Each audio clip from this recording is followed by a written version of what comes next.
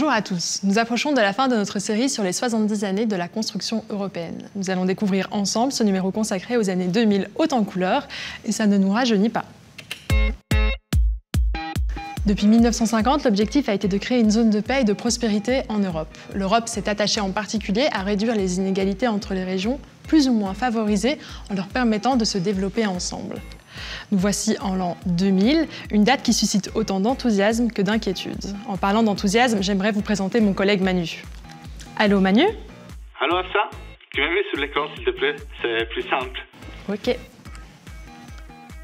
Salut Afsa, ce début de siècle est celui de la connexion digitale. Non seulement les câbles disparaissent au profit de la 2G, du Bluetooth et du Wi-Fi, mais c'est aussi et surtout la distance entre les hommes qui se réduit drastiquement et fait désormais de nous des citoyens du monde. Le bac de l'an 2000 n'a finalement pas eu lieu. Le 31 décembre 2001 est marqué d'une pierre blanche. C'est l'avènement de l'euro qui donne un formidable coup d'accélérateur à la circulation des biens et des personnes en Europe. Les années 2000, ce sont aussi des drames. Les attentats de 2001 ou encore le tsunami dans l'océan Indien qui fera plus de 220 000 victimes. Ce tsunami nous amène à nous demander si la Terre ne nous envoie pas les premiers signaux violents de son dérèglement. Tempêtes, tornades, inondations, canicules, les records de mesures météorologiques se succèdent d'année en année. L'Europe met tout en œuvre pour soutenir les régions les plus durement frappées. Le Fonds de solidarité de l'Union européenne devient alors un nouveau symbole de la coopération entre les institutions européennes et les pouvoirs locaux. En 2004, 10 nouveaux pays adhèrent à l'Union. Chypre, l'Estonie, la Hongrie, la Lettonie et la Lituanie, Malte, la Pologne, la République tchèque, la Slovaquie et la Slovénie. Et deux autres, la Bulgarie et la Roumanie, rejoindront l'Union en 2007. En quelques années seulement, notre population augmente de plus de 20%. Mais il existe de fortes disparités régionales en termes de développement socio-économique. Il y a les risques d'avoir une Europe à deux vitesses. Il faut dire que beaucoup de nouveaux membres de l'Union sortent très affaiblis par plusieurs dizaines d'années de régime communiste. L'Union européenne tire les leçons du passé et reprend la recette qui avait fait ses preuves dans les années 80 lors de l'adhésion de l'Espagne, de la Grèce et du Portugal. Des programmes sont activés afin d'investir lourdement dans les infrastructures, générer un maximum d'emplois et initier la reconversion économique de ces pays. Bref, pour améliorer la condition de vie de ces nouveaux Européens. En 2007, le traité de Lisbonne a pour ambition de réformer les institutions européennes afin de rendre l'Union plus démocratique et plus efficace. Il est ainsi question d'une constitution commune, de renforcer la participation des parlements nationaux aux décisions de la Commission et de donner une place plus importante aux initiatives citoyennes. C'est là aussi que la lutte contre les changements climatiques acquiert le rang des priorités.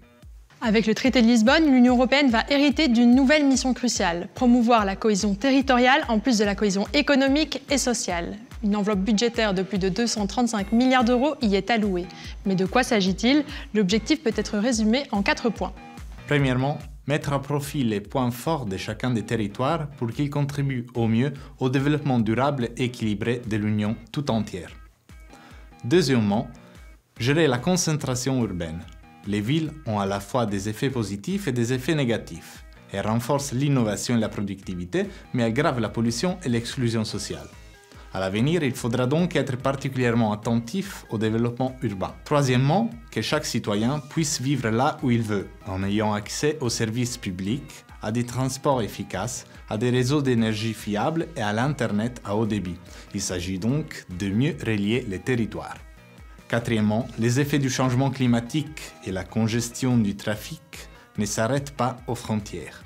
Il faut donc de nouvelles formes de coopération entre les pays, mais aussi et surtout entre les régions, ainsi qu'au sein de nouvelles macro-régions comme par exemple la macro-région du Danube ou encore de la mer Baltique. Le rôle du comité des régions, qui rassemble des centaines d'élus locaux, est encore renforcé pour que les décisions prises à Bruxelles soient traduites sur le terrain. En apparence, tout se présente donc pour le mieux dans le meilleur des mondes. Les plans sont réfléchis, les moyens disponibles et les hommes volontaristes. Mais une crise sans précédent voit le jour outre-Atlantique, connue sous le nom de subprimes. L'onde de choc est terrible au plan international et une fois de plus, les Européens vont se serrer les coudes pour s'en sortir. Si les États sont bien obligés d'observer une politique d'austérité en ces temps particulièrement difficiles, la politique de cohésion amortit le choc et permet de limiter la casse en continuant d'investir au niveau régional. Le plan est aussi limpide qu'efficace. En attendant des jours meilleurs, il faut soutenir les plus faibles tout en permettant aux plus forts de générer d'autant plus de richesses à redistribuer. Le Fonds européen de développement économique régional et le Fonds social européen jouent alors mieux que jamais le rôle salvateur. Hafsa, tu avais bien dit qu'il s'agissait d'une décennie très particulière dans notre histoire. À l'image des réseaux tels que MySpace, LinkedIn, Facebook et Twitter, qui font une percée fulgurante dans notre mode de vie, l'Union européenne tisse des liens sociaux puissants du nord au sud et d'est en ouest. De nouvelles communautés naissent en Europe et rassemblent des citoyens ainsi que des régions autour d'objectifs communs. On ne voit plus une frontière comme une limite, mais bien comme une porte qui donne accès à l'autre.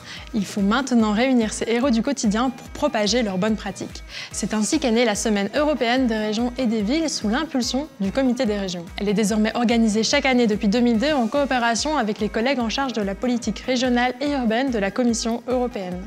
Cet événement rassemble chaque année des centaines de réalisations et des milliers de personnes avides d'échanges et d'inspiration. Les champions de la cohésion économique, sociale et territoriale sont reconnus à travers des prix Régiostar pour leur excellence, leur exemplarité et leur transférabilité à d'autres régions de l'Union européenne. Tout est désormais en place pour que l'Union des 27 se consolide et passe même à 28, mais ça, c'est une autre histoire et je vous donne rendez-vous dans le prochain épisode. À très bientôt. Salut Man. Ciao Hafsa.